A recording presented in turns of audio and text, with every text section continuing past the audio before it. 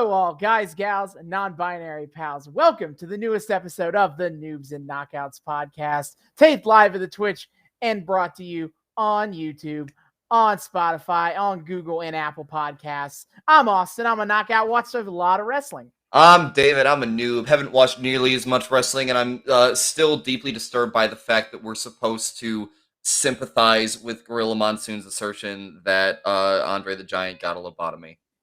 Yeah, so today we return to 1987 to prime time wrestling. The last episode that we're going to watch on this segment of the train. This was a short arc, dude. Well, no, it's still going 5 episodes, but this is the last time we're watching prime time. Oh, okay. Oh, yeah, because next one's WrestleMania. Oh, shit, buddy. Yep. So we continue to watch 1987 WWF on the road to WrestleMania III. And it's honestly been a lot of fun. It really has, in ways that I haven't suspected. I mean, what's been fun about this is yeah, it's cool to watch the lead up to the great Clash of the Giants, one of the most legendary WrestleMania matches of all time. But it's also funny. It's also been insanely funny to see,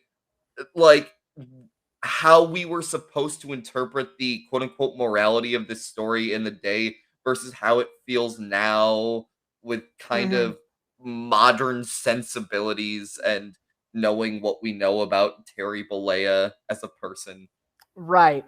So, to recap for those who haven't been with us along the way, so far we have watched is the story of Andre the Giant and Hulk Hogan, where Hulk Hogan got a trophy for being the WWF champion for 3 years, and Andre then got a noticeably smaller trophy for being undefeated for 15 years.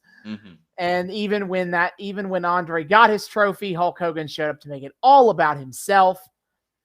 And this led to Bobby Heenan signing Andre the Giant as his newest client, and Andre turned heel to challenge Hulk Hogan at WrestleMania for the WWF title. And Hulk Hogan was beside himself, driving through Dallas. I can't do the meme. Damn it. Can't do the NBA meme. Anyway, he was beside himself, frantic, and he just couldn't understand how his friend could betray him like this, man. Not seeing the toxicity in his behavior at all.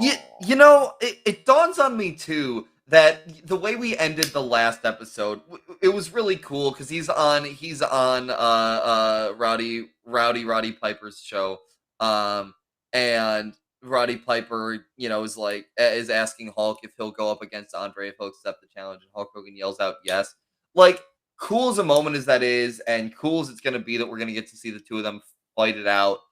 Fucking hype for that. It's going to be awesome. But that's also in some ways a reflection of that toxic personality from Hogan too. Instead of being like, you know what, actually maybe this dispute belongs outside of the ring. Maybe I should just take some time to talk shit out with my friend and, feel out what's going on. It's still kind of a clout chase for him. And kind of I still want to retain my title. Hulk Hogan can't just let it go. Can't just be like, you know what, Andre, you're undefeated for 15 years. And if you feel that hurt about it, fucking have the title. It means less to me than our friendship. But no, he's still got to fight for it because everything in this damn universe has to be resolved with fighting. I know I'm complaining about the whole premise of wrestling, and it's stupid of me to do that. But God, if it's not another perfect encapsulation of everything wrong with Hulk Hogan, it's a fucking person. Yeah, sorry, then this is wrestling. Absolutely nothing is solved by healthy communication. It could. Also, in universe, okay, I know out of universe, obviously, Hulk Hogan is the megastar here, so he's the one that's going to get the big title. How in universe do they justify Andre the fucking Giant is undefeated for 15 years and has never held the title? How the hell do they justify that? Well, don't think about it. No, come on. You can the most recent 3 years is justified by the story beat of supposedly Hogan is afraid of Andre, and Andre was just too nice to ever ask for a title match. Yeah, well, okay, well, except in actual kayfabe, it's not Hogan's afraid of Andre. It's just Andre has been too humble to ask or whatever. Don't ask me about the prior 12 years, how It's that just like never happened. Andre as a character should have aspirations to the title, and if he's undefeated, should be able to fulfill those aspirations easy as fuck. It's dumb. I mean, the out of kayfabe answer is that Andre the Giant was always trusted to be the big attraction player for the WWF, and he spent a lot of his career also kind of being a regional attraction to people as opposed to being a stable champion. He doesn't have a lot of titles to his name because of that. A lot of his career kind of took advantage to get into the weeds about the territory system. Is kind of Andre's big MO for a lot of his career was kind of he'd show up to a territory, and be like, whoa, it's Andre the Giant. Look at this guy. And then he's around for a little bit, and then he leaves and goes somewhere else before the local audience gets used to him. And he just kept doing that over and over and over again. So he doesn't have a lot of championships to his name because he wasn't really a stable champion guy. But if that's all out of kayfabe and cannot be explained, yeah. Other way. I mean, this is kind of my one issue with any wrestling thing on a whole is just the arbitrarity. I don't know if that's an actual word, but how arbitrary it is that like there's kind of like who gets slotted where. Especially in that we have to have like a mega star who's our like main character and who holds the title because I don't know, conventional storytelling. Because he's the best, of course. Yeah, because he's the best. Like I have that issue with any wrestling company that does that shit. Some execute it better than others, but like fuck, even in like Lucha, which I love, like Prince Puma as Ultimate King Champion for a long time. Just by nature of wrestling, it feels arbitrary because you just can't have a main character in a format like this. And yet every single company will attempt to do that anyway. Is like main character, you mean? Yeah, exactly. So Andre is deemed not main character material. He's deemed more tactically useful elsewhere. So that means he can't be main champion for reasons, and it's stupid. It's always stupid. Right. So Hogan and Andre is now set, and tonight will actually feature the contract signing for WrestleMania III. We're doing another contract signing, boys. We are back-to-back contract signings on this podcast. Wait, so have they always been this big in the company? Do they have me? You mean like using it as a trope? Using it as a trope and it's like a spectacle trope at that, because contract signing, CM Punk contract signing was a big spectacle segment. Becky Lynch versus Sasha Banks contract signing was a big spectacle segment. Clearly, Hogan Andre's contract signing is going to be a big spectacle segment. Like it's always been like this. I'd probably argue it's actually more of a spectacle in this point in time. Like, this is not a thing that happens very often at all. Oh, shit. Because, like, I don't know, it just feels so modern to do, like, the on-the-floor contract signing. Yeah, I don't know the exact history of, like, the first ever contract signing or whatever. Enough. But this is definitely more of a novelty at this point in time. This wasn't the kind of thing that everyone has seen 1,000 times before. So this would kind of be an unexpected thing for the audience to see. Yeah. Okay. Normally this stuff is just done in how it would work in a real fucking company where this literal contract signing stuff happens behind closed doors in private. Yeah. Fair enough. So that's kind of the main attraction bit for tonight. Also, last time we had the firing of Danny Davis. Yes, well, and the wrestling up of Danny Davis. Yes, he got suspended for life because he sucks as a referee. Yes. But because he wasn't fired, Jimmy Hart just came in there and was like, how about I just make him a wrestler? And apparently the WWF was cool with that.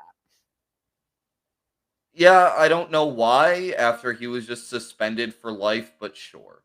Yeah. Other big story stuff. The Dynamite Kid and the British Bulldog, Davey Boy Smith, the British Bulldogs, Indeed. lost the tag titles to the Hart Foundation Yeah, in a sounds about very sad match to watch because Dynamite Kid is so fucked up on injuries right now he can't even walk. So he just spends the whole match lying on the floor. When I was at Comic-Con over the weekend, I overheard some guys at one point talking about Dynamite Kid. And it just made me sad. Yeah, Like, he pretty recent. jokes, Yeah, jokes. I was saying he's a pretty popular guy, and he recently had the Dark Side of the Ring documentary done about him. They weren't even they were just talking about him in context of like his heyday. But like I just heard these guys like walk past me talking wrestling, and they would like mention I heard something Dynamite Kid. I'm like, oh yeah, Yeah, oh, no, yeah. In his heyday, he was truly one of a kind. But God, by yeah, no. 1987, his back is fucked. Yeah, So. I think I heard them discoursing about high flyers. Yeah. Yeah, that'd be an appropriate time to talk about the Dynamite Kid. Yeah, pretty much. Yeah, no, like he kind of was a pioneer of that shit, but He was. Rip. Anyway, so that happened. I don't think any other major plot stuff to talk about. I mean, we could revisit, Red Demon versus Lanny Poffo. God, could we? But not? I don't wanna. So I'd say that's the big things to mention. Yeah. From what happened last time. So yeah. What happened going forward we've moved. The interim is we had the rest of the February 16th episode of Primetime Wrestling. Tonight we're watching the March 2nd episode, by the way. And all that really happened on that episode is that I really cared to remember is that Roddy Piper cut a promo talking about how he is in a quasi-retirement match with Adrian Adonis at WrestleMania and that he's going to win. As in a match to determine who retires? No, I'm pretty sure actually a hair versus hair match where loser gets his head shaved, but like it's understood this is Roddy Piper's last match. Oh, no. Because right now Piper's trying to go off to do Hollywood. Did that pan out? Oh wait, no, I know the punchline to this story. It did not. No, he was in They Live, and that's generally when people talk about best movies starring a wrestler, They Live is almost always about at the top of that list. But wait, he wasn't the lead in They Live, was he? Yeah, he was. He's the guy. What the fuck? Roddy Piper was I came here to chew bubble gum and kick ass, and I'm all out of bubble gum. Oh, that's so cool. That's his quote in that movie. He was the lead in They Live, and that's about all he did in Hollywood. Yeah, no, because I remember the John Oliver talking about him. Oh yeah, well, oof. Mm-hmm. So critically acclaimed movie, and that's more than that's more than Hulk Hogan ever got, I guess. Yeah, I have to say. But unfortunately, could not parlay that into a real career. Wait, oh fuck, he was the Maniac on Always Sunny in Philadelphia. That was Roddy Piper. Fuck, I thought in the wrestling episode where he's in the washed out wrestler guy. Yeah, he shows up in a few episodes. He's in one of my favorite.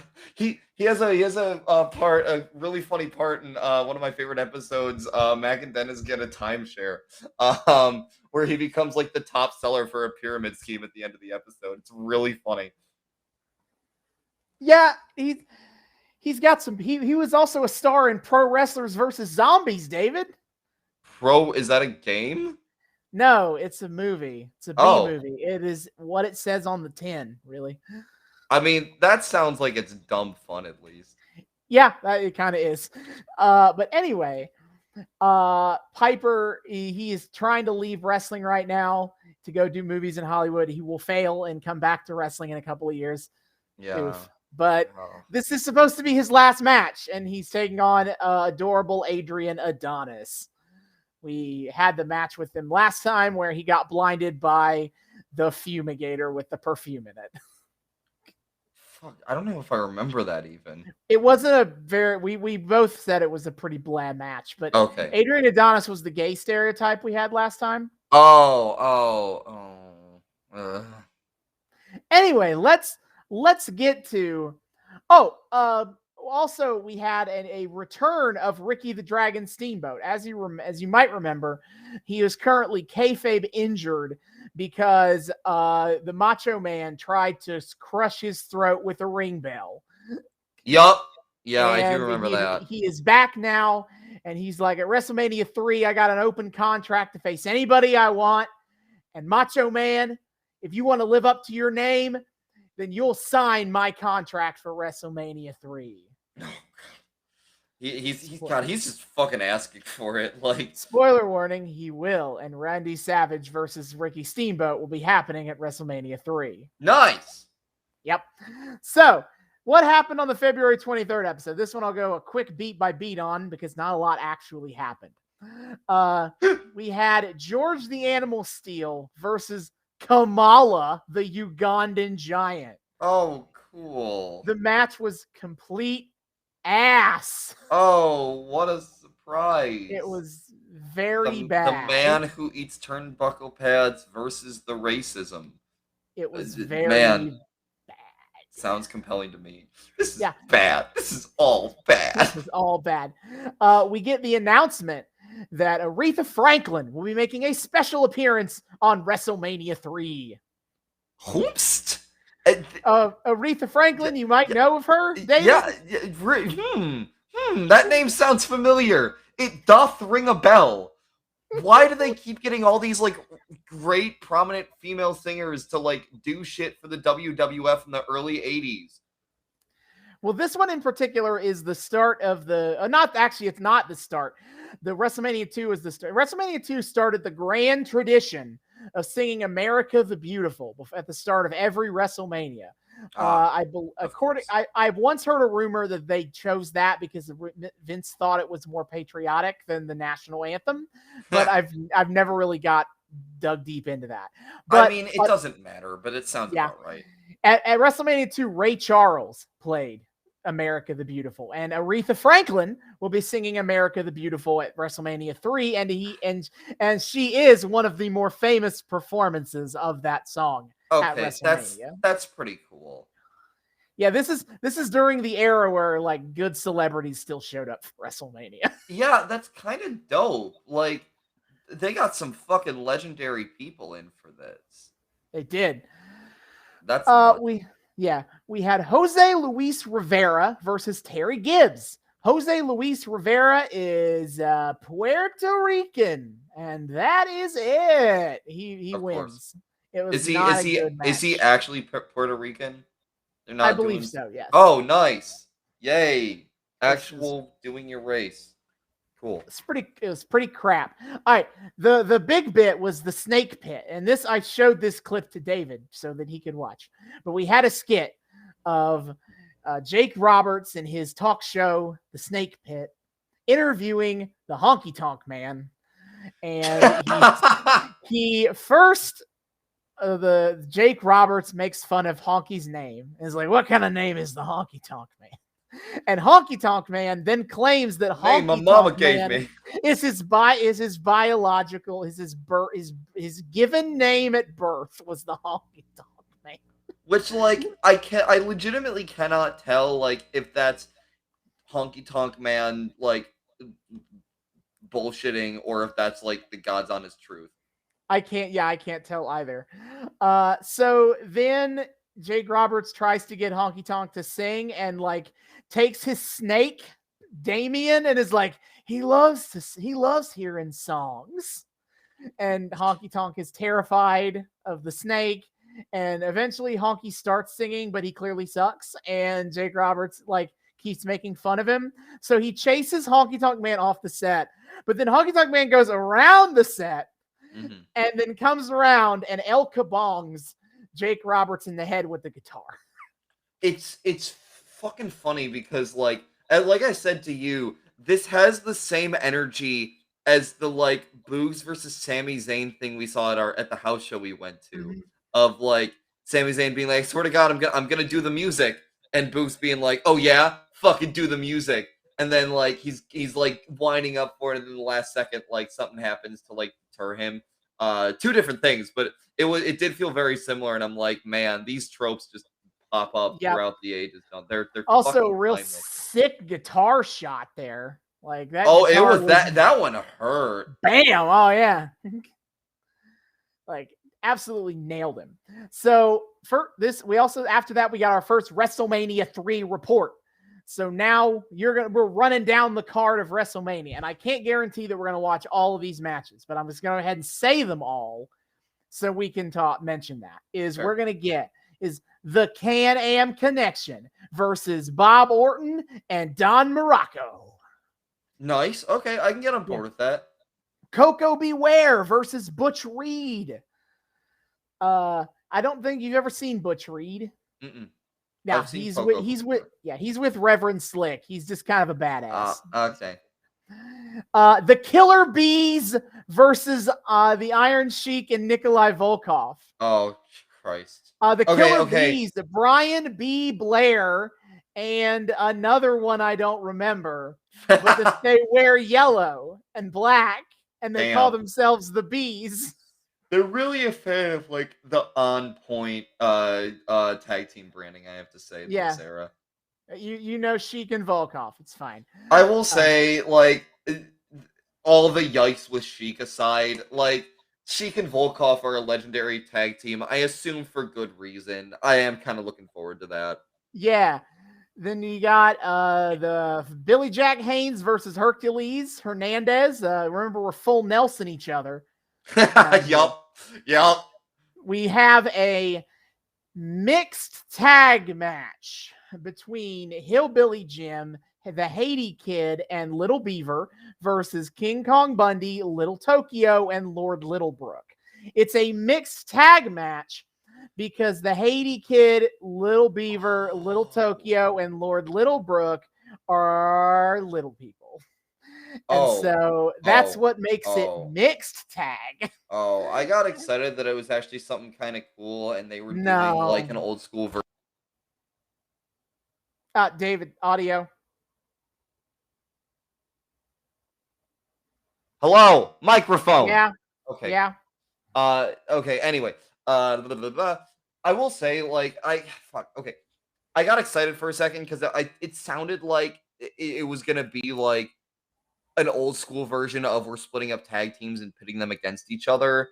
No. Okay. No, it's mixed tag because like in modern mixed tag rules where men can only wrestle men and women can only wrestle women, in this one, Hillbilly and King Kong can only wrestle each other and the little people can only wrestle the other little people. I hate it here.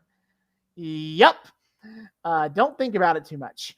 Can that be one of the ones we skip, please? I'll think about it. Okay. We get Harley Race versus the Junkyard Dog, where the loser must bow to the winner.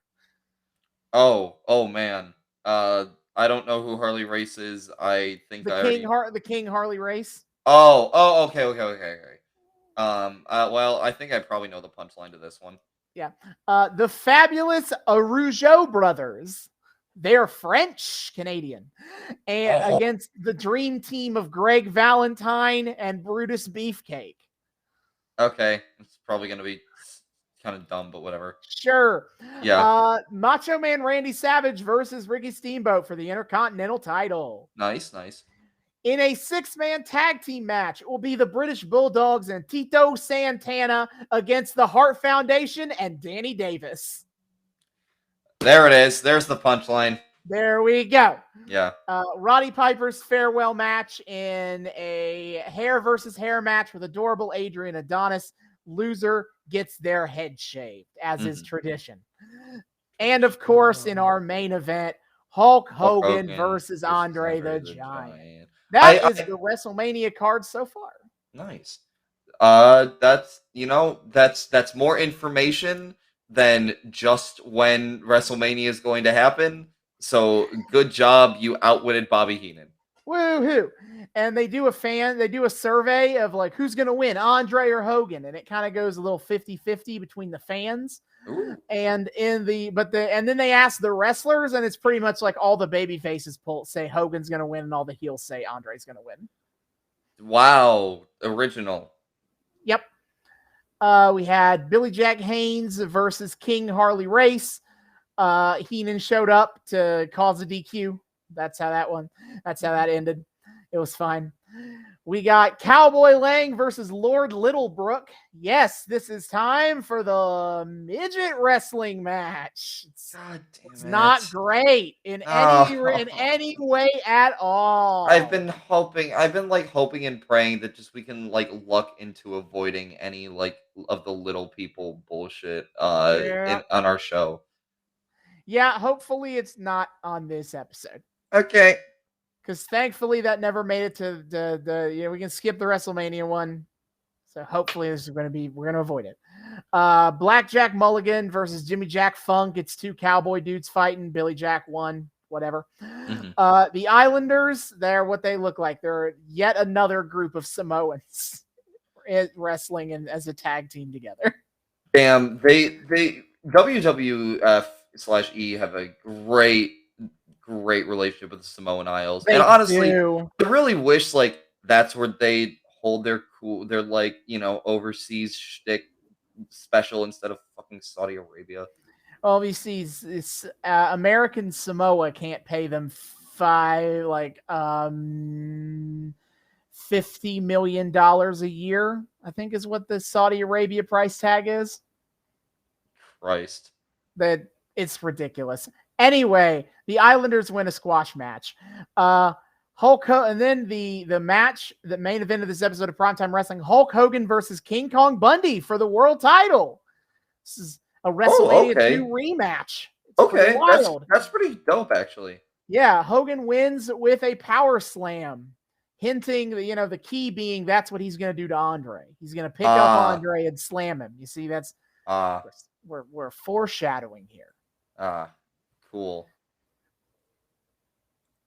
All right, yeah, and that is what we're going to need for the March 2nd episode. That's what we're going to watch tonight. And so if you guys want to watch the March 2nd, 1987 episode of Primetime Wrestling, you can do so on Peacock, WWE, that's NBC's streaming service and WWE's American streaming partner. It is $4.99 a month with ads, $9.99 a month without ads. It's not a great service. Sorry, not sorry, Peacock. You don't pay me to. You don't pay me to do these to give you a glowing review.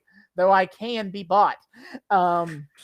Please, God, somebody pick us up for ad space. Yes, you can go on there, and Primetime Wrestling is on there, and if not on YouTube, you can watch the old contract signing. That's the big thing for this episode. Yes. Classic. All right. Yep. See you guys in the back half for when we talk about Primetime Wrestling. Always. And we are back. We have just finished the March 2nd, 1987 episode of Primetime Wrestling. I am an unironic Bobby Heenan fan now. Watching your progression of like how you feel about Gorilla and Bobby has been a fun time.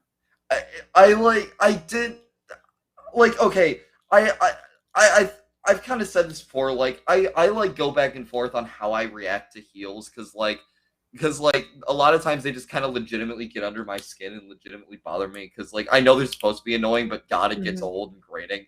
But like Bobby Heenan he's earned my respect by virtue of being right. He's just fucking correct. I don't care what kayfabe says. Bobby Heenan is right. Well, he is the brain. And Gorilla is fucking full of it. Gorilla, like this week especially, I'm like, okay, you need to shut the fuck up, dude. Yeah.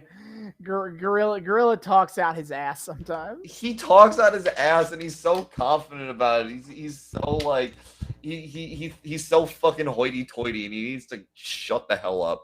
Mm-hmm. So with an episode that's a little light on content overall, like, do you want to just go in order? I suppose so. Yeah, I mean, like, it was interesting because, like, this is kind of I always like to have my like overarching themes that I like to touch on episode by episode, and like here, there was something you said while we were watching that really hit with me. because I found myself getting into some of the wrestling in this, like I have when we've touched on more modern stuff, and it's like it had a momentum to it and some exciting shit that I was watching, and I was like, wait, I'm kind of getting into this. The fighting itself, and Austin's like, yeah, we're wrestling for TV now, and that's what this is starting to feel like. They're really starting to get an understanding for the media landscape they're in. Yeah.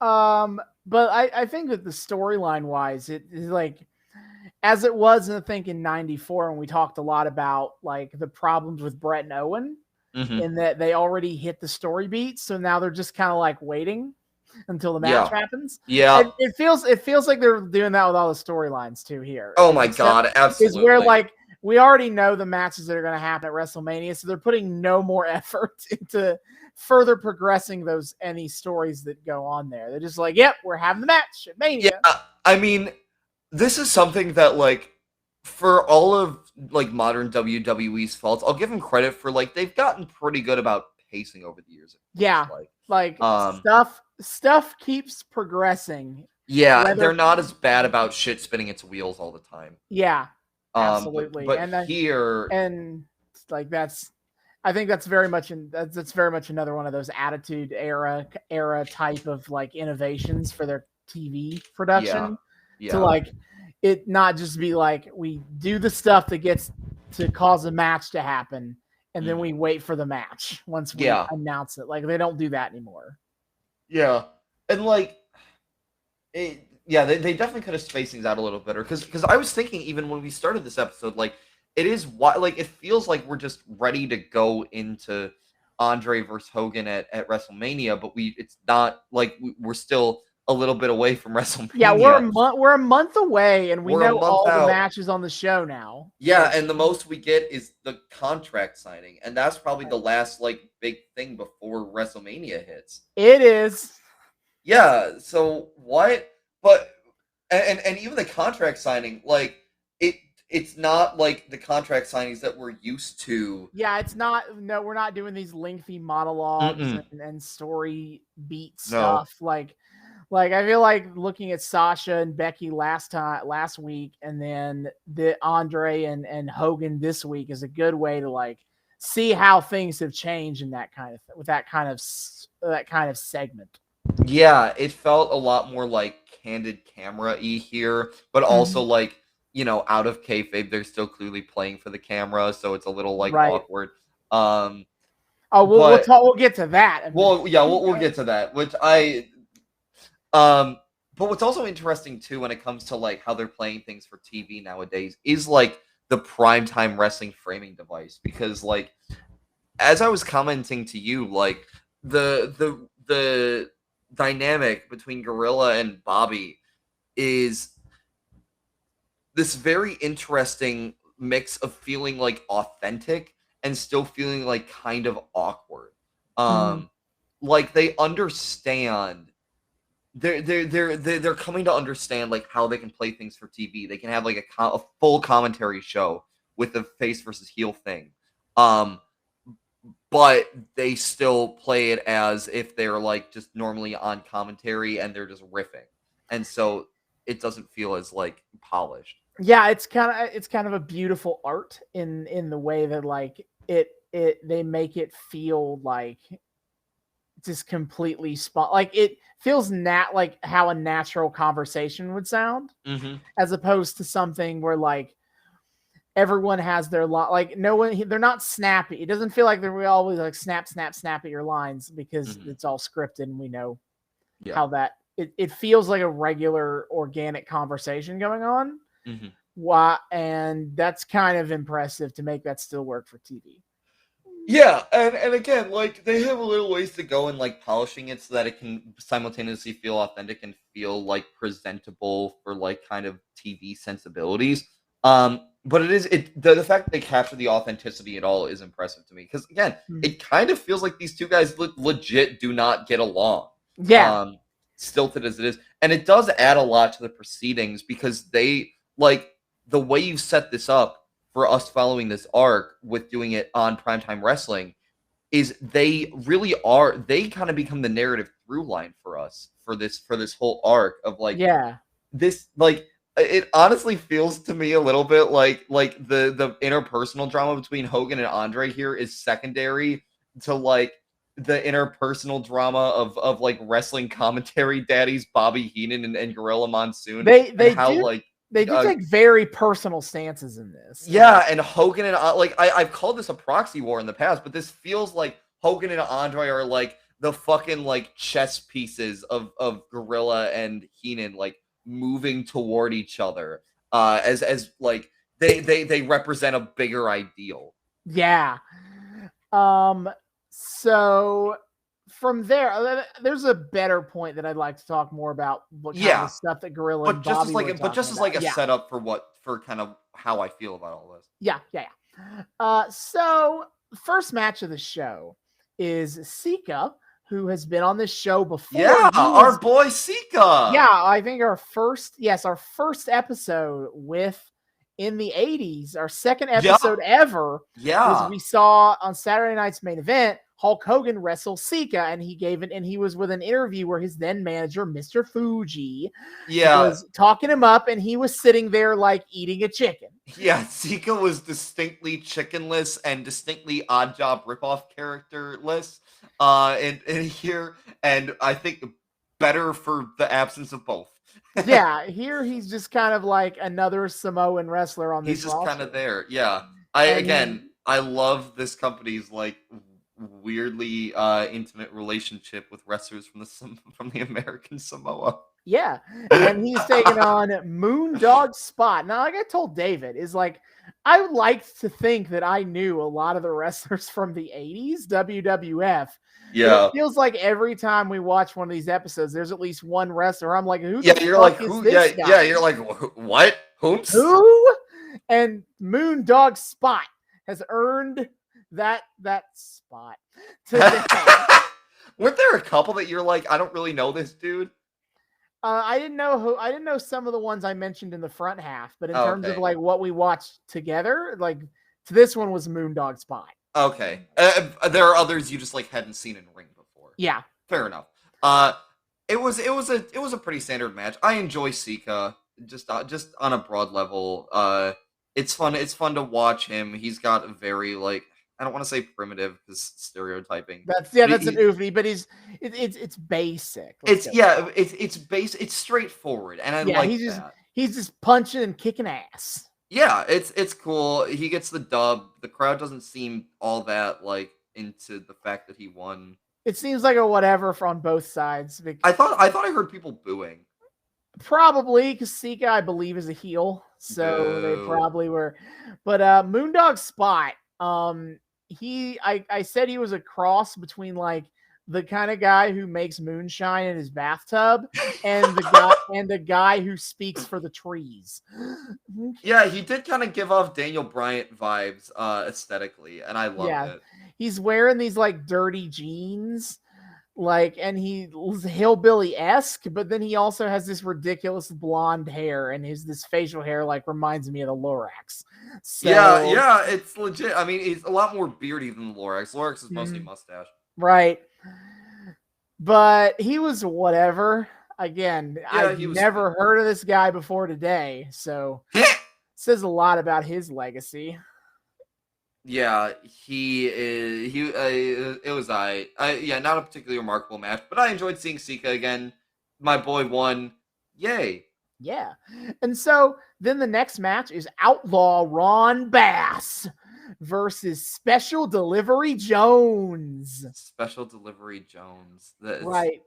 Special Delivery Jones, a longtime jobber character. He's kind of famous for he was the original shortest match ever in WrestleMania history. In the very first WrestleMania, he lost to King Kong Bundy in 18 seconds, though they did try to kayfabe it and say it was like 9.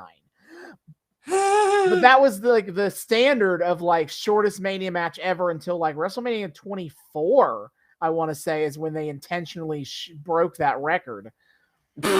But yeah, why is he called Special Delivery Jones? I mean, I guess I don't know exactly, but he does wear this jacket that is like a lot of like stamps that you'd put in the passport. Yeah. All over it. Look, basic tenuous character concepts for the jobbers. At least he has, at least he has a concept. Most jobbers' concept are just exists. I am here. I am a human who is going to be in this ring for a hot second before losing. Yep. So it's fine. You got the crowd was kind of into SD Jones when he was really getting that big comeback. He's throwing the big punches. Like, people were getting into him. Again, weirdly competitive matches here. The squashes aren't just boom done. Mm-hmm. We're actually getting to jobber matches that have some substance to them. And unremarkable as the match was, I do appreciate that about jobber squashing in that respect. Yeah, kind of what they do is the story beat here that they try to play is that Ron Bass wins with a back elbow, like Blackjack Mulligan does. And Blackjack Mulligan, as a reminder, is also a cowboy character. And so you get the announcers, both the ones that are calling the match and then Heenan and Gorilla afterwards, talking about like Ron Bass versus Blackjack Mulligan and who's ripping off who and all that drama. So presumably down the line, they have a match between the two. I mean, it seems logical. It's like Ron Bass is a cowboy character who's a heel, and Blackjack Mulligan is a cowboy character who's a babyface. We got to clear the air. Why not? We got to clear the air. Yeah. So the next thing up is the WrestleMania contract signing, and I feel like this is the time that I want to mention like the Gorilla Bobby stuff that I remember the most is from like the first few bits of this episode where they're talking about it. And they do this whole thing, and like Gorilla is talking about how like he's been watching Andre training in training camp. Yeah. And he's like, wow, this is like the most physically impressive I've ever seen Andre the Giant. But then he's hinting that he sees a weakness, that he sees something. He doesn't say what it is on commentary, on the show at all.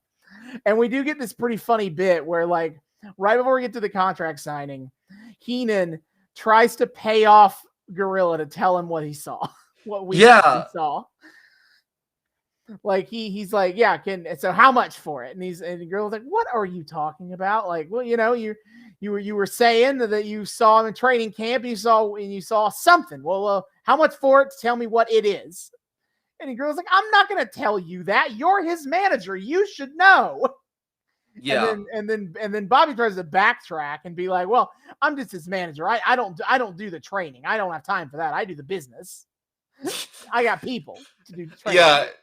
Which Gorilla tries to impute him for it. It's like, motherfucker, delegation of responsibilities. It's legit. I'll take it. Sure. So then we have the WrestleMania contract signing, and this is, as I hinted at the beginning of this, a whole lot of interesting acting going on. Dude. In this scene. What cracked me up the most is the entire time during the signing, Hogan is just like vibrating. He is. He's getting real mad. Like, he's exhaling, he's vibrating, his eyes are bugging out, and he's just like glaring back. And it gives me vibes of that one meme that's like the one like neckbeard weeaboo meme of like, Master, forgive me, I have to go all out just this once. Like, that's the vibes I got from Hogan. I'm just like again, Hulk Hogan to me, removed from what it's supposed to be in kayfabe, he reads to me like this emotionally stunted jerk. He does. Who doesn't understand how to relate to people outside of him being like this star persona, center of attention. And so like he's reacting to Andre in this way that like media tells him somebody like him should react, which is like the badass. It's like somebody told him he's got to be mad. Yeah, like this feels like a kid who watched like Avengers Infinity War and thought how like Star-Lord freaked out on Thanos was the most badass shit he'd ever seen, and was like, okay, so if I'm across the table from like some big dude who's wronged me, and things are calm, I just need to like, it's super cool if I have this like boiling just above the surface rage going that I like Yeah. unleash when the time is right. It's so cringy, but it works. It works for what we appreciate about Hogan, not for like what they're actually going for. Yeah, what they're going for is like some righteous anger at the betrayal. So we're going to ignore that because that's boring. What we're going to talk about is clearly how we've reframed this whole angle and how this fits in. And in my book, it fits in almost like we talked about last time, how Hogan almost has this crisis of faith with himself. Crisis of faith with himself. I think crisis of faith is a good way to put it too, dude. Hey, you're right. Hey. So it's like he's like scared. It's like he can't understand how he could be betrayed like this. What did he do wrong? And we talk about how if Hogan had any self-awareness, then this could be really compelling. But don't worry, Hogan doesn't have that level of self-awareness, and this feels like the next step in that, where now it's only been a couple of weeks, but he sure processed his like grief fast, because now he's just pissed off, and like in that cartoony way that he thinks that's what he's got to act like to be mad. And he explicitly says like he thought it was Heenan messing with you, man, but nah, it's both of you. So it's like instead of taking any self-reflection that maybe he's the baddie, he's determined. He is determined.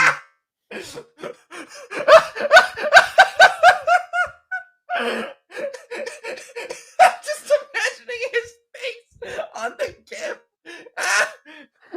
Are we the baddies, brother? Are we the baddies, brother?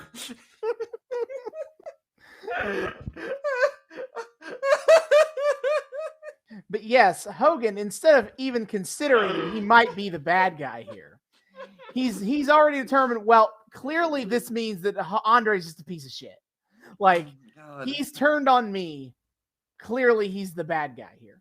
Because I'm Hogan, so that can't be my fault. So Andre's just a bad dude. And I'm gonna kick his ass. Like this is what he's defaulted to. There is such a compelling accidental story going on here, and I know we've been beating this dead horse for 2 episodes now, but it strikes me from Hogan's end, but in a much subtler way, it really strikes me from Andre's end, because this whole time, Andre has this quiet dignity about him. It's not because like he doesn't read as sinister in any of this. He reads as a man who's finally found some level of self-actualization, exiting a toxic friendship. And he has like this strong, quiet confidence that I just respect the fuck out of. Yeah. And obviously what they want you to think is he's like this now cold, calculated monster who sacrificed his friendship for pursuit of gold. Oh my god. I want to like do a treatment on this, dude. I want to like write a version of this where like the things that we appreciate about kind of like what's accidentally going on in the story are intentional, and we get a great like final moment where like Hulk loses it all and has like either some sort of like come to Jesus moment or like ultimate like humiliation and defeat, because that would be like that could be one of the most compelling stories ever told in the format of wrestling if they just had the balls to do something like that. Mm-hmm. Oh, but no, Christ. This is all very basic. Hogan is good guy, must beat bad guy.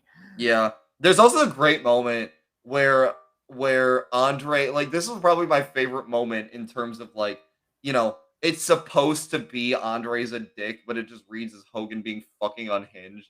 Is like Andre after Hogan's like ranting at Andre. Yeah, Andre speaks he up. He repeats a lot of his same points that he's repeated before. So yeah, he speaks up, and then he like he gives off a few sentences in French. And again, it feels like for Andre, it feels like this empowering moment for him. And Hogan deeply vibrating, gets up and is like, "You speak English when you're talking to me." And it's Yeah. like his eyes are bugging out, his head's shaking. He's like shaking his finger in Andre's face, and it's like, bro, chill the hell out. Like, he gets so goddamn mad that Andre is speaking a language that he can't understand. Oh my god. And some other great moments from this contract signing is they show off how serious and real this is by having Jack Tunney call Andre Mr. Ruzimov. Yeah. Because of course his real name. Mm. And we get Heenan revealing that he has demanded that a new WWF title be made because it is simply too small for Andre. It was made for a man Hogan's size, but Andre is too big. He needs a new title belt. It's a good point. It's totally fair. Good job looking out for your buddy, Brain. Absolutely. Mm-hmm. And then Hogan, as we say, Hogan, he gives off his rant, and then Andre goes like, "Are you think I taught you everything I know about wrestling?" No, sir. And then he starts talking French, and Hogan's like, you speak English when you're talking to me." Yep. And then Andre gets up, and he then first Hogan goes, "This contract, it wasn't signed in ink. It was signed in blood." And it's like, but it was in fact signed in ink. No blood was spilled in this contract signing, sir. I know. He's so fucking self-righteous, and it's like, shut the hell up. You're so full of it. Yeah. And then Andre, in response to Hogan being like, "You speak English when you talk to me," is he gets up to leave and he goes, "Au revoir." Yeah. It's fucking empowering for Andre. I'm here for it. Yes. Let's just get Andre exclusively speaking in French at this point. But that is the contract signing. Not a lot of broken ground there, but I still think a pretty fun segment overall. Yeah, no, I mean it felt like the baby inkling of we understand how to like do shit. We really started to understand how to do shit for TV. It felt like this segment felt like something out of like a scripted TV show. Yeah. Like the not just like how it was like acted, but like the set felt like a legitimate set. Because they were doing it in like a boardroom, essentially, like a mini boardroom. The way the shots were framed felt like something from like a multi-camera TV series. It was really cool to see like the beginnings of like kind of how they do modern like backstage promo cutting. Yeah, because at this point in time, it's still very traditional wrestling. So all the stories are matches that happen in the ring, and then like giving an interview, whether it's backstage with an official WWF interviewer or like on a fake talk show bit. And this is none of those. This is like a real like story segment that is not, that at this point in time was still very, novel concept. So it's kind of cool. Yeah. I appreciated the segment for what it was. And again, enjoyed the backwards world of what we were supposed to appreciate versus what we actually did. Always. Yep. That's how this whole arc's gone. That's my favorite. That's my favorite part of this arc. It's becoming one of my favorite arcs because of that. Yeah. And then kind of the rest of the episode, aside from like kind of what we've been talking about with like Heenan versus Gorilla kicking into overdrive. It's kind of standard like rest of the episode. There's not a whole lot of like big boy story shit going on. No, there's not. Next, we get the WrestleMania report that kind of reaffirms all the 11 matches I mentioned at the beginning of the show. And then the newest match, and I believe the final one they add, is Jake Roberts versus the Honky Tonk Man at WrestleMania. Fair enough. Yeah. And not only that, we get the reveal that in Jake Roberts' corner at WrestleMania will be international rock star Alice Cooper. Yeah, that's cool. I like seeing Alice Cooper pop up in places because he just gives me good vibes. Yeah. So like, interesting they got him. Cool. I'm looking forward to seeing that. Yeah, so they show off all the celebrity guest appearances they're gonna have, as we talked about Aretha Franklin earlier. Alice Cooper will be at Mania, and then for the main event we'll have guest ring announcer Bob Uecker, who's a legendary baseball announcer. Yeah, he was really high, and also he's a heel apparently. He actually isn't. Like, he's kind of he's more babyface than heel, and when you see his varying appearances. But this time he like is with Bobby Heenan. He's all like excited with Bobby Heenan, and Bobby Heenan's like, "You're going to announce the new world champion Andre the Giant," and he gives no attempt at a pushback of this. Yeah, and he's just like, "Yeah, man, whatever." He's just here to have fun, and he like tells Bobby he loves his outfits, and if can he try on the jacket, because Bobby's wearing one of his red sequin jackets. And Bobby Heenan still has to play the heel on this, so he says yes. He puts the jacket on Uecker, and then after like 2 seconds, he's like, "Okay, that's enough. I'm taking it back." Yeah, I mean, it was a little big on Uecker. Like, he saw if it fit. It wasn't a great fit, so sure, he took it back. I see nothing wrong with this. Yeah. Oh god, I'm on a run. I'm unironically pulling for Bobby Heenan's shit. No. Oh man. Oh, what has become of me?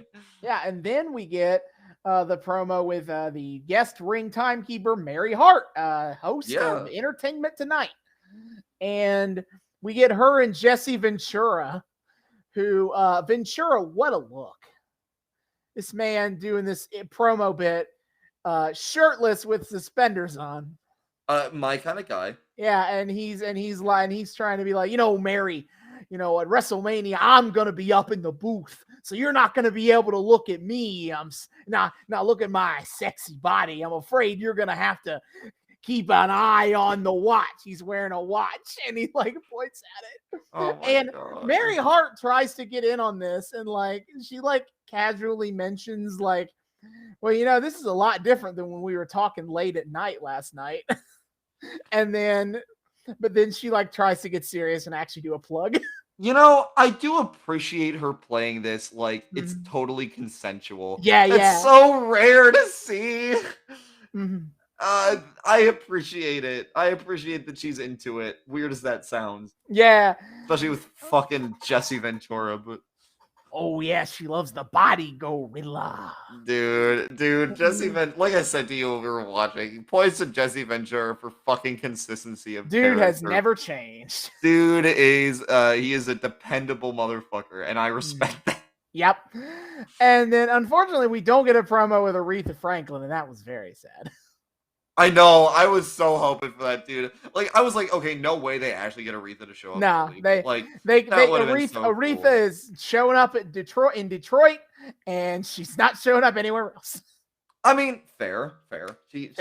She do be. I'm pretty sure she's from there. Is she? I don't know. I thought her funeral service was in Detroit, but I could be crazy. Got to look on that later. Yeah. Other than that, the WrestleMania report just kind of repeats everything that I mentioned in the front half. Never mind, she's from Tennessee, but she died in Detroit. That's what it was. Okay. Okay. Then we get to our next contest. Corporal Kirchner, who is pandering to the crowd in Toronto by coming out with a Toronto flag, with a Canadian flag. Yeah, I appreciate the pander. And then we get Johnny K9 and Slick. Slick explains that this match was supposed to be Corporal Kirchner versus Butch Reed. Unfortunately, Butch Reed got the flu. Yeah. I don't know how legit that is or not. Yikes. And so instead, you'll get Johnny K9. And as I mentioned to David, what interesting timing this is. Because Johnny K9, for those of you who don't know, was a jobber for a lot of the WWF in the mid to late 80s. And after he got out of wrestling, he got involved in organized crime. He was a member of the Satan's Choice biker gang, one of the most infamous biker gangs in Canada, and he went to jail. He was convicted of assault, trafficking cocaine, and bombing a police station. Though, as the story goes, he was actually trying to bomb a strip club, but his co-conspirator decided to attack the police station at the last minute. He was also accused of, but not properly convicted of, the assassination of multiple people in connection with the mob. It's some mob tie shit. And to be honest, I do not know if he actually killed those people or not. There's not a lot of evidence to go on here. So like, I can't, he was convicted of the other stuff. All right. Either way, so there's some yikes going into this guy. We're not like, on kind of a personal level, we're not at like quite Benoit territory, but no, I don't want to Benoit this dude. It's up there though. He's kind of up there for all that sort of shit. I'm not gonna Benoit this dude, but it is still fucking wild. Anyway. And a little disturbing. Yeah. Anyway, he's here in this match. He's a fun enough jobber character. He's throwing up the X's because that's his thing. Yeah. Again, like we were talking during the match. Like he gets up like in the corner on the rope and does an X, and it just literally feels like a precursor to Triple H / D-Gen X. Yeah, he's the first member of D-Generation X. I really want to know, and like, look, I know at present we still don't get a whole lot of like consistent listeners to the show, but like, if anybody knows, like, if that was meant to be like, if like D-Gen X was at all like homaging this dude for any reason. Maybe maybe the hand sign, but the name is a joke on Gen X. No, okay, no, that I know, but I also mean like the getting up the yeah, maybe the hand. I don't know. They might have got where I don't know where they got the idea to think of that. Yeah, but the match is fun enough. Corporal Kirchner is all right. I'm not used to seeing him in this prominent of a position, so I don't really know a lot about him. Yeah. He won a match with a Samoan drop, and I was like, what the fuck? Because I've never seen a non-Samoan win a match with a Samoan drop. Yeah, that's an interesting choice. Like, it's the one, like, culturally named move that is almost exclusively done by the people from the culture with which it is named. Like, German suplexes are not done only by Germans. Everyone does an Irish whip, etc., etc. But Samoan drops are like only Samoans do those. Yeah. And win anyway. And I was like, whoa. Yeah, I don't know why this dude did that. Like, yeah, they even call out on commentary, like, hey, his Samoan co-workers are usually the ones who win that match with that move. Like, I don't like what's going on here is what was finessing other people's finishers a thing in this era at all? Not really. And again, I don't know enough about Corporal Kirchner. He's not a high profile character in general. So like, I don't know a lot about this guy. So I don't really know, like, does he always win with a Samoan drop? Did he win this match with one for a particular reason? Yeah. I don't know. He doesn't seem like that important of a character to like make any comment on this being meaningful. Yeah, I don't know. He does have a really long spot where he threatens to stomp Johnny in the balls. Yeah, and honestly, I really got a kick out of this match. The whole thing was like cartoony and fun like that. Oh, it was, like, because K9 is a very cartoony kind of a jobber, and Kirchner is also kind of a dork. So he's playing along. So it was a fun match. They had a good energy. Again, K9 got to actually pose somewhat of a threat, actually be competition to Kirchner. This was fun. Like, this was like the first like legitimately like fun match of the night for me. I had a really good time watching this one. Yeah, for sure. It was cute. Yeah, I would agree. But then we get the match that was too short. The Can-Am Connection and Lanny Poffo against the Dream Team of Brutus Beefcake and Greg the Hammer Valentine and adorable Adrian Adonis. Which started off like pretty impressively, actually. Yeah, as I mentioned to David, like this is every match before this was on a Toronto house show, and it kind of feels it. Yeah. And this match was they filmed this for television. They filmed this for Superstars of Wrestling. This was on their A show, and it felt and you could feel the difference, I think. Well, again, that's what I've been talking about this whole episode is like filming for TV. We're really starting to get a feel for that, and like, God, it had a cool feel to it where there was momentum building. Some really cool spots. One of the Can-Am Connection guys kept trying to go for Beefcake, and Beefcake just kept fucking jumping over him. Yeah, Beefcake's showing some athleticism that I kind of always forget he has because I'm used to him just kind of being shit. Yeah. In his later career. So I kind of forget he actually was really good at one point. No, everyone here seemed pretty talented. They are. I mean, the kind of cheapest one here was Adonis. He's really getting into that whole haircutting thing, dude. It's kind of weird. He now has a match. It's that thing in wrestling where like when you start having a gimmick match planned, you suddenly become obsessed with the gimmick as if to remind the audience about it. So like now he has a hair versus hair match on the horizon. So now he's just breaking out scissors and start cutting hair just to remind people. Well, you said this goes into like a whole like thing for him, right? A thing for Beefcake because, but we'll let's get to the end of this match is that it ends when Adrian Adonis pulls out like haircut, like barber scissors to cut the hair of one of the Can-Am Connection. I think Rick Martel is who he was trying to get. But somehow he cannot tell the difference between Brutus Beefcake, who is in bright yellow and black gear, and Rick Martel, who is in white gear. He can't tell the difference somehow, and he accidentally cuts off. They try to sell it like he cuts off a huge chunk of Brutus Beefcake's hair, but he gets like a snip. Yeah. Before we move on, but they try to sell as if he like cut this dude's whole mullet off or whatever. Yeah. And that distraction of Beefcake being like, what the fuck, dude? Why are you cutting my hair? And then Martel rolls him up for the win. It like Looney Tunes its way into like this really abrupt ending when it was like I was excited. It could have been a lot more. I was pretty excited about that match too. I was really getting into it, and I mean, I like the story beat here, especially when, spoiler warning, this kind of helped facilitates Brutus Beefcake's face turn into becoming Brutus the Barber Beefcake. And so that's kind of neat to get to see that. I actually really had no idea how. I know that Beefcake turns face and becomes the Barber, and I knew that he starts his career as a heel in this Dream Team stuff, but I did not know how he transitioned to babyface. And well, I guess I see that here. He had a traumatic experience getting his hair cut, and then he becomes a babyface who cuts other people's hair forcibly. Yeah. I'm not sure this character is as morally upstanding as they want it to be. Hold on. The face of this era are all a bunch of motherfuckers. They all are a bunch of dicks. Yeah, they're all kind of assholes, but I guess people of the 80s enjoyed that because it was except Ricky Steamboat. He's a good dude.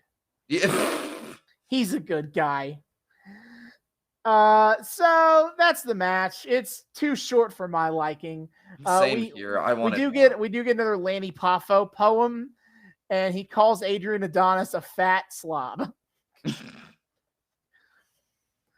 Sure. Poor Adrian. I mean, I guess the fact that he doesn't do any comment on Adrian Adonis being effeminate is as good as we're gonna get with that one. Yeah, which I still don't get. He doesn't read as very effeminate, but okay. Again, they're weird about how much and how little he does that for sure. They're weird about all of the things in this era because it was the 80s and a whole lot of bigotry went unchecked. Sorry, boys. Hey. Then we get the next match, Billy Jack Haynes and King Kong Bundy. It was alright. Yeah. For as long as it is the 2021 football season, I will comment on the fact that Billy Jack Haynes dressed in his Oregon Ducks gear, and fuck him, go Bucks. Go Bucks, baby. Also, fuck him for not being in a Donald Duck cosplay. Hey, so it's also kind of a short one, but they do some big beefy boy things. But eventually, Billy Jack gets King Kong Bundy in the full Nelson. And it's like, oh no, what's Bundy gonna do? And so Heenan runs in and attacks Billy Jack Haynes, calls a DQ. God, it's so like this is the one thing I'm like, Heenan, buddy, why? Nobody can lose. Why are you DQing your own boy? Because it's either that or he loses. He figures that's the better loss with dignity. No, it's less dignified. You're cheating. You're smarter than that, Bobby.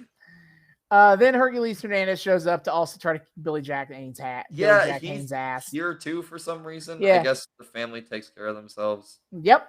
It's at this point in the show we start talking a lot about like, hey, the Hillbilly Jim, Haiti Kid, Little Beaver versus King Kong Bundy, Little Tokyo, and Lord Littlebrook match at WrestleMania, and it's like, oh, great. A lot of talk about little people around here. It's not great around here.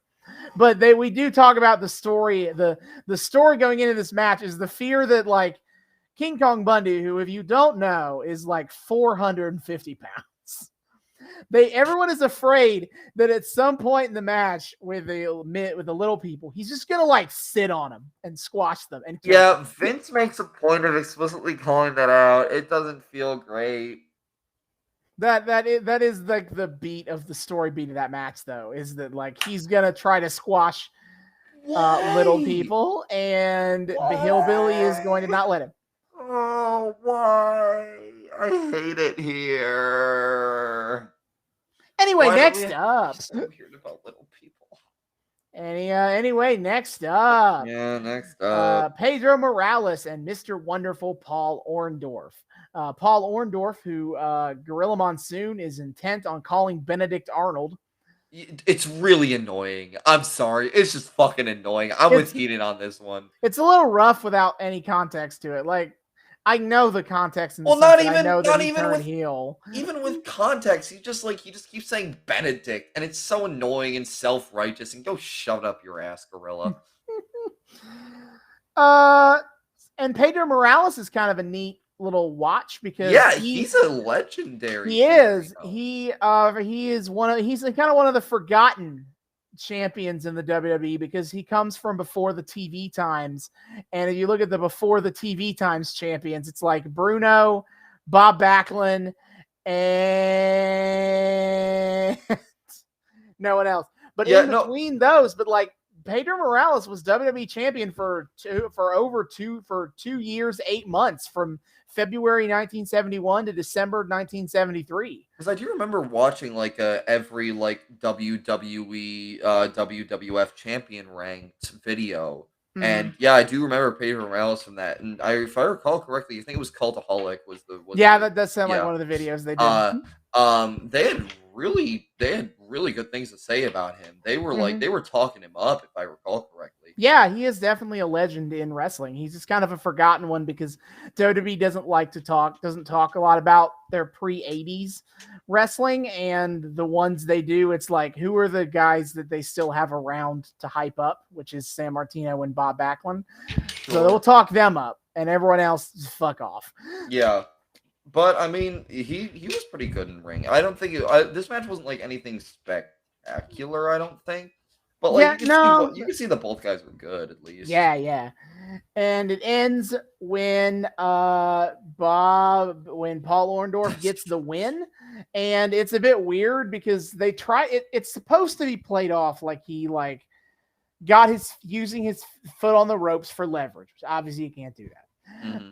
Unfortunately, there is no good camera angle of him doing that. Oh my god, the camera work in this episode. Sorry, keep going. Then I'll rant about the camera. Yeah, sure. So you get Gorilla Monsoon, who is sitting ringside doing commentary.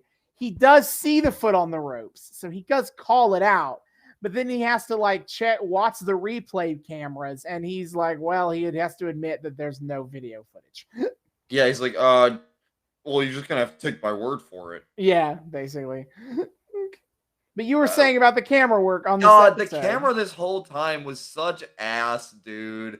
Like the whole like all the way through. Like first of all, these cameras were fucking grimy. You could see like visible shit on them like They throughout. were. Like I don't know what was going on there. And to, like on top of that, so many of these moves like to me cuz okay, this is again fun little features of David still being very noobish relative to like Austin's wide breadth of knowledge of just how wrestling works is like there were several moments to me in several different matches that looked like full-on botches to me. I think like K9 versus Kirchner was the one where I was like the first one. You was, like, call really this calling out because Kirchner does like these ridiculous like jump into the faux headbutt. headbutts, yeah. And then he also does a falling punch that doesn't even come close to landing. And like David called that out as a botch, but like that's how that's supposed to look. Yeah, so they're just catching it from these shit angles that expose Right. how fake this is. Mhm. There was several moments of that like throughout the episode of like camera, what the fuck are you doing? And then when we get the Mr. Wonderful versus Pedro Morales match, like when we're supposed to have that like it always confuses me when they have like the person's foot was on the rope but they still get the win anyway and we're not really going to see any like comeuppance from that. It always confuses me like why they do that. But here they had that moment and they cut to the cam and on the cam you'd see jack shit. It's not like last time. It's not like when we did our Muppets episode and we were talking about like fucking Del Rio's little stooge, whose name I can never remember. Yeah, Ricardo. Ricardo, yeah, Ricardo getting fed to Mark Henry, and like We the missed first the move time, completely. the first time we missed the move, but then it cuts to the replay and we see it just fine. Here we miss the foot being on the rope. Like the closest we get is like his foot goes up, like kind of. Yeah, Like you can it's hovering see his close to leg the is rope, extended, and but you can't see it making any sort of contact with the right. rope. And we cut to replay for Gorilla to prove his point, and we still don't see it. No, they use the same camera angle they showed live. It's like head on, yeah. Which it's so ridiculous. And the weird thing is they have the camera angle that could have caught it because to show how he like what happens is Pedro does a move, and then Paul Orndorff rolls him over. So they have the camera angle where he does that, and you can see his feet. And if you stuck on that camera angle, you would have seen whether or not he put his foot on the rope. Yeah. But they don't. They cut to the angle where you can't see his feet. Like it's a Rob Liefeld comic. and so like it's weird. Like they try to do the bit because Horndorff, that cheater, winning unfairly, but then you can't even do it right because you don't have any video evidence for the audience to be able to see him cheating. Yeah. It's again I don't know what the camera guys were on this week, but it was all the way through. I was just fucking embarrassed by the camera work on multiple levels. Get good, camera guys. Come on. Mm-hmm. And then our final match, the Hart Foundation versus the Killer Bees. Before we get there, I want to say is that I don't think I thought about it until like right now, but there is a distinct lack of interviews in this episode. Yeah. Like our last couple of times watching primetime wrestling, there's at least a couple of interviews with guys. Obviously, not like after every match or everything, but there's just they just sprinkle them in these little like interview bits. And this episode has none except for the contract signing. So we're just going match. It's I mean, I even like had a moment here where they were doing the few interviews that they did during this during the WrestleMania report. Yeah, during the WrestleMania report with the guest hosts. Yeah. I honestly like I've talked before about how like the interview segments feel weird compared to like the more modern like backstage promo segments.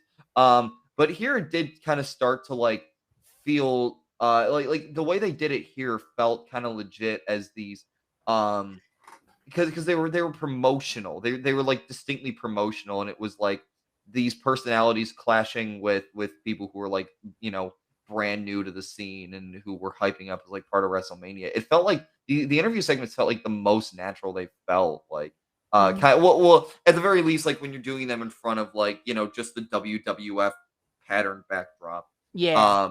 If you have something like the Piper's Pit or is Jake Roberts the Snake Pit or the Viper's Pit? They're the Snake Pit. The Snake Pit. Yeah, the Piper's Pit or the Snake Pit, like that's kind of its own thing. But like just up above like the like flat pattern wall, those did feel like kind of nice and natural, and I appreciated their placement in the episode. And I didn't even fully register the lack of all the others here. Yeah, Again, I just noticed it going through this list of what happened. I'm like, wait, we really just went match to match to match to match. But again, like we have Monsoon and Heenan as kind of our substitute for that, and they're so fascinating to me as like stand-ins for like major promo shooting.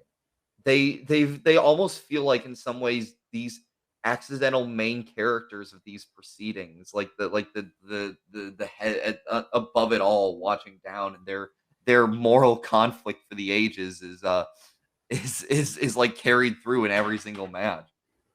I mean, they almost, stick with the Muppet stuff this month. There's an almost Statler and Waldorf. A little bit. In terms of their role in the show, which is to just stand up there and comment on the show. True, but I think they accidentally take on a much more prominent role, at least kind of like from how we're doing this arc of like their feud is kind of at the center of all of this because they find a way to make every single match personal. Yeah. It helps that Heenan has like half the heels that wrestle on the show under his family. Yeah, and right. Monsoon will just stick up for whoever is face enough. But yeah, they always got something to say about every match, and they always set the battle lines between them. Yeah, this is like this arc's version of promo cutting in a way. And I kind of in some ways enjoy that more than I do like the standard promo cutting, because again, it gives everything this through line. It all feels like it doesn't feel disjointed. I've talked about 80s and 90s episodes feeling in the past where we're just jumping constantly. Like it feels more like kind of the modern episodes where we find a way to have a through line all the way. That this is what that feels like to me, and it's a really interesting phenomenon. Again, completely accidental, I think, in terms of like what the effect ends up being, but really cool nonetheless. Yeah. Anyway, our final match, the Hart Foundation and the Killer Bees. Nay is B. Brian Blair and Jumpin' Jim Brunzell. I forgot his Jim Brunzell's name the first way through. I'm sorry, his name isn't alliterative like B. Brian Blair. Fair. Sorry. So bees, my God, their gimmick is what it sounds like. These dudes come in here in the red and in the yellow and black. Their trunks are like a bee. I love their get up. It's so good. And the Hart Foundation come out with Jimmy, and Jimmy Hart explains that this tag match was signed before the Hart Foundation won the tag team titles, and they've thought about it, and the Bees are not getting a title match tonight. It's going to be a non-title match. Oh no. Yeah, there was a certain like level of like glee to Hart declaring that. You know how he does. Yeah. But I enjoyed this match overall. Like I love Hart Foundation. They're obviously great, and Bees were pretty good opponents to stack up next to them. I'd never heard of these guys before. Yeah, the Killer Bees are a fun athletic tag team. And I love their outfits. I love the 80s leaning into how cartoony they were.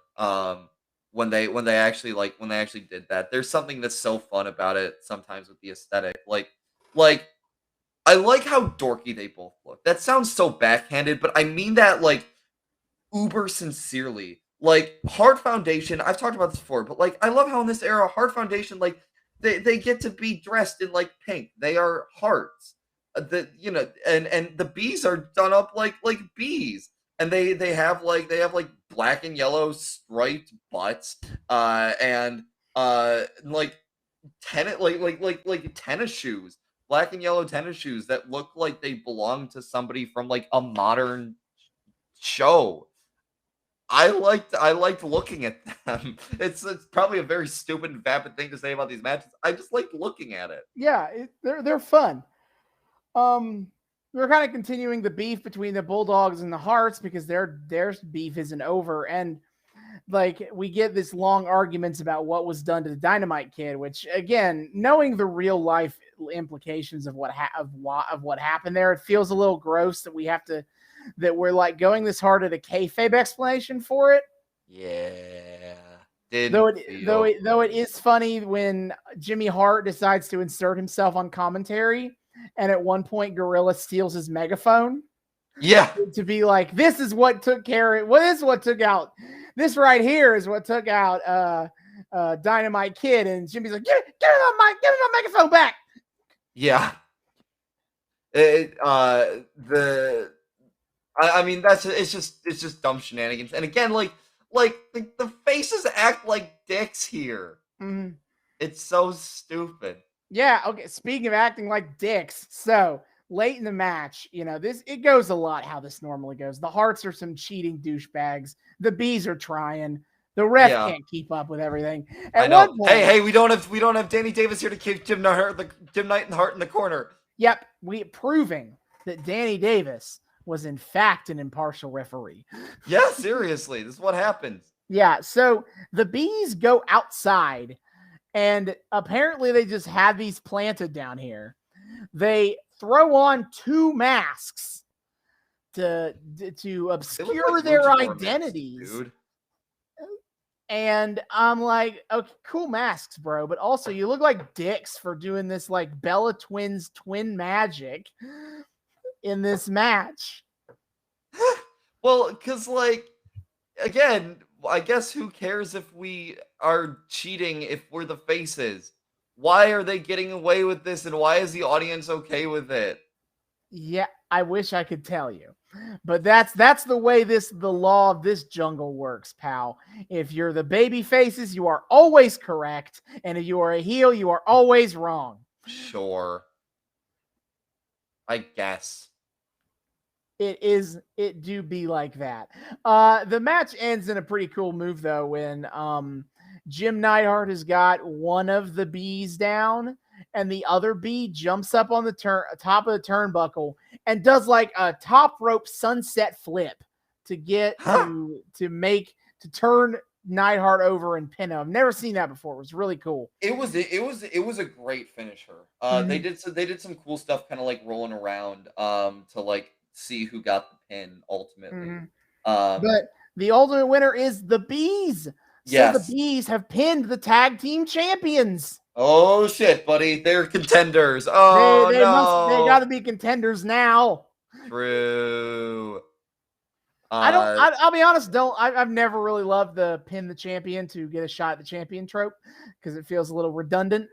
Because it's like, it works sometimes. It works sometimes, and I think it does work here. They made it work in Women's Revolution. Mm-hmm. And I think it works here in the sense that like they set up this notion of the Hart Foundation explicitly kind of screwing over the Bees by being like, haha, no title match for you, neener. And then the Bees beat him anyway. Yeah, I enjoyed that. Mm-hmm. It was a nice touch. But so otherwise a fun match and a nice way to end the show. And our way out, we get one more Heenan and Gorilla segment where they're talking up the celebrities at WrestleMania III, and eventually, and Heenan tries to suggest that Samantha Fox will be at ringside for the Harley Race JYD match. Now, for people who don't know who that is, I did some research into this so I would know. Is Samantha Fox was an extremely popular pinup model in Britain in the 1980s. Mm-hmm. She was apparently one of the most seen women of the age, according to Wikipedia. So So Bobby Heenan is out here suggesting that an attractive pinup model is going to be here at WrestleMania for his family's match specifically, and Gorill's like, "Oh, give me a break." Of course. Hey, I would want to be there for the family match if I was an extremely attractive pinup model. I don't know what Gorilla's on about. Sure. What better match to be there for? I think it's going to be promises to be a great match. There are some good people in that family, dude. Don't diss them. Yep. So that comes to our end of primetime wrestling here on March the 2nd, 1987. You know, as we mentioned at the top, a bit of a holding pattern episode because now all the matches are set, so we're not doing anything. No, it was pretty like basic and standard. But I did appreciate, like, again, I appreciated the kind of stepping up of fighting quality.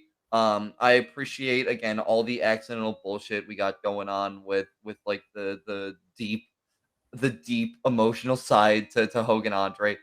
And I've come to really appreciate the primetime wrestling format as a emotional, moral through line to everything that's going on.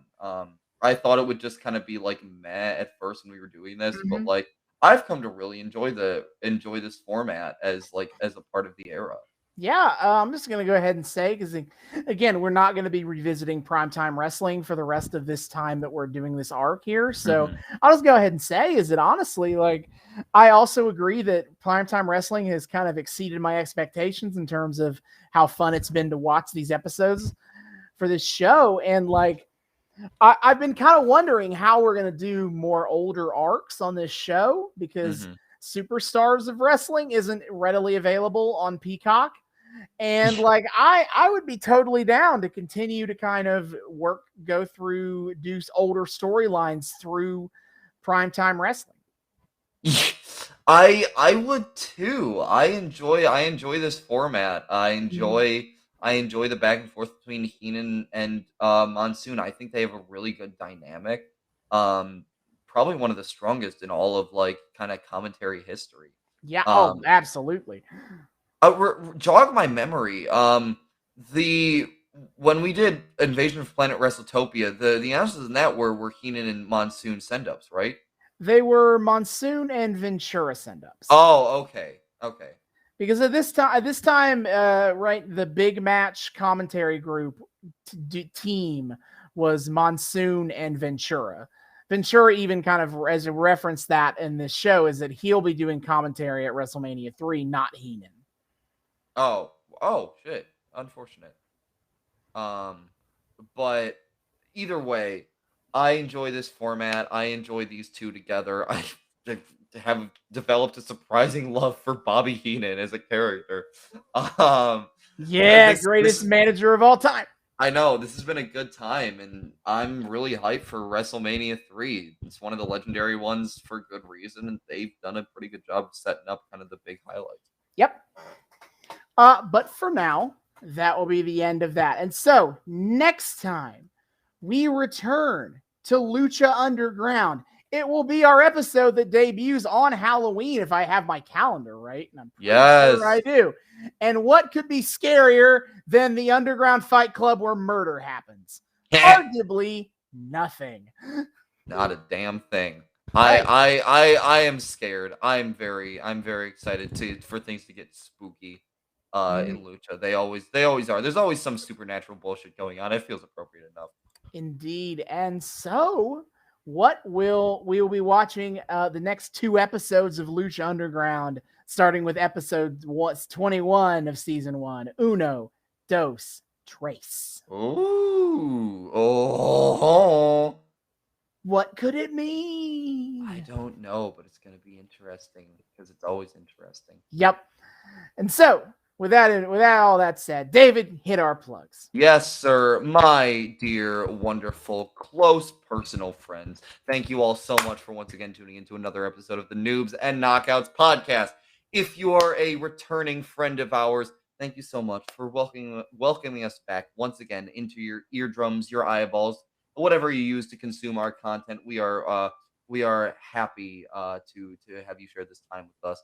And we hope you continue to do so. If this is your first time joining us, welcome. We are so happy to have you here. We here at the Noobs and Knockouts podcast like to think we are friendly to both noobs and knockouts alike.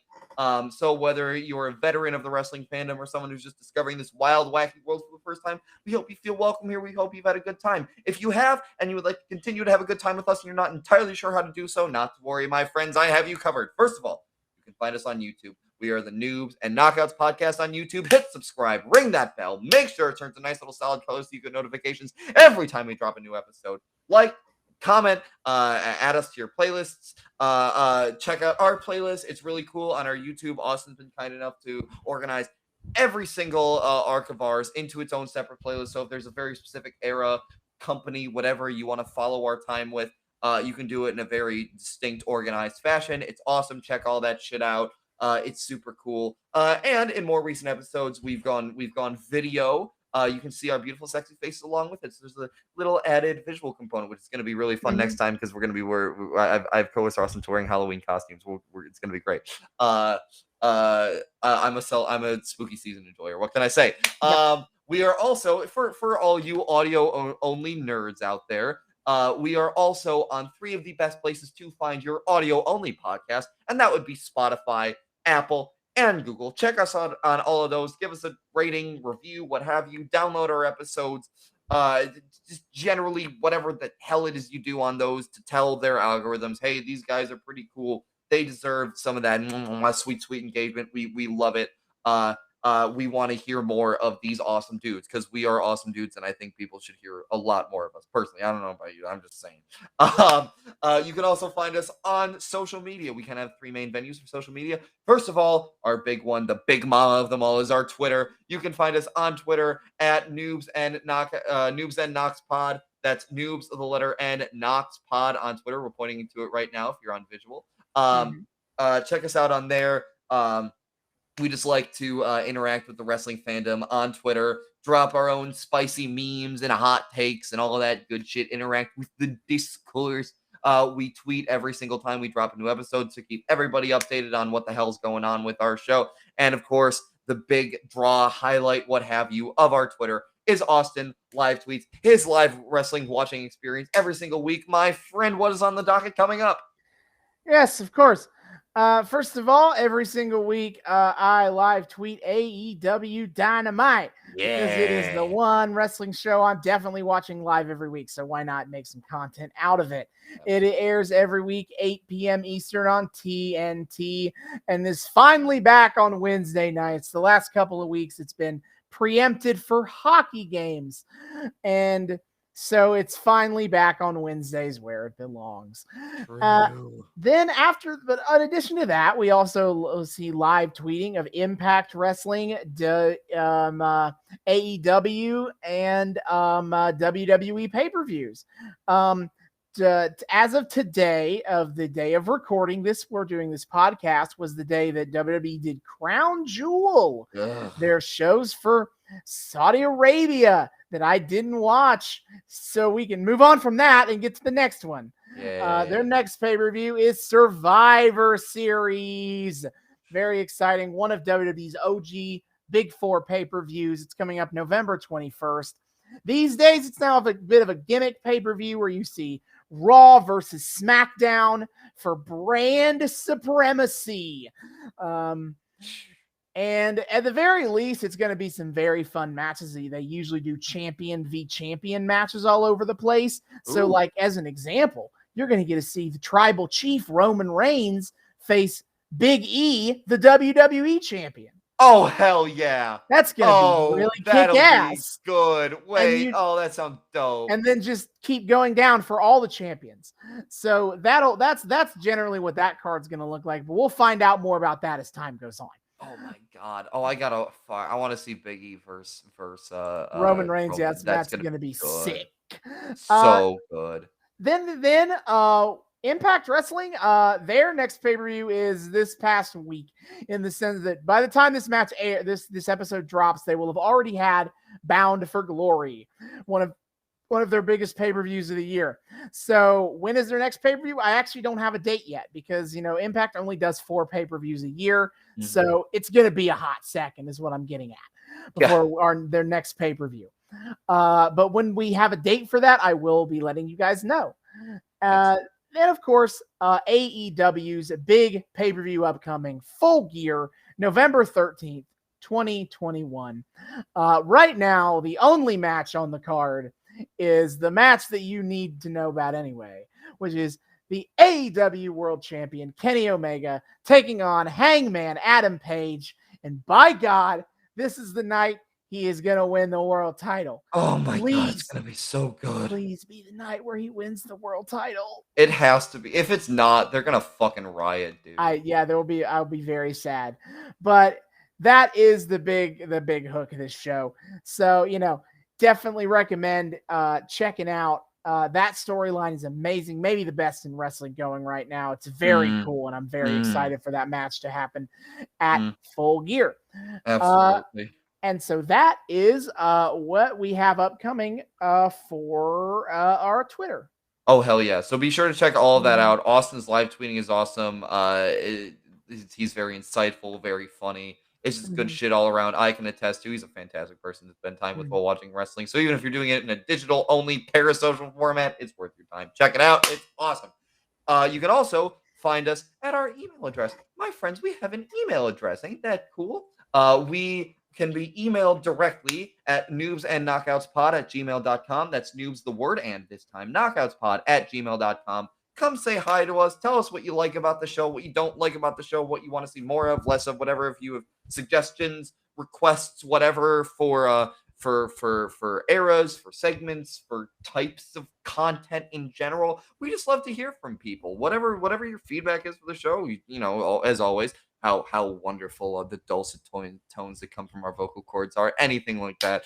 Just come say hi to us. We love it when people say hi. We would love to say hi back. So come say hi to us at noobsandknockoutspod@gmail.com, and we'll be sure to hit you back a little bit. And finally, you can find us on Patreon. We are also the Noobs and Knockouts podcast on Patreon. $1 a month gets you early access to episodes and a shout out at the end of each episode. See you guys next time. Hasta luego.